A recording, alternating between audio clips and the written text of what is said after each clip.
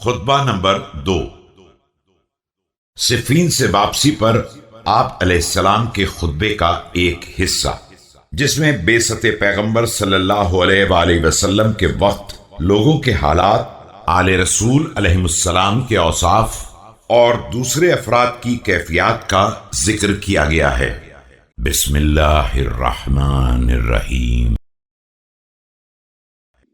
أحمده استتماما لنعمته واستسلاما لعزته واستعصاما من معصيته واستعينه فاقة إلى كفايته إنه لا يضل من هداه ولا يئل من عاداه ولا يفتقر من كفاه۔ میں پروردگار کی حمد کرتا ہوں اس کی نعمتوں کی تکمیل کے لیے اور اس کی عزت کے سامنے سر تسلیم خم کرتے ہوئے میں اس کی نافرمانی سے تحفظ چاہتا ہوں اور اس سے مدد مانگتا ہوں کہ میں اسی کی کفایت و کفالت کا محتاج ہوں۔ وہ جسے ہدایت دے دے وہ گمراہ نہیں ہو سکتا ہے، اور جس کا وہ دشمن ہو جائے اسے کہیں پناہ نہیں مل سکتی۔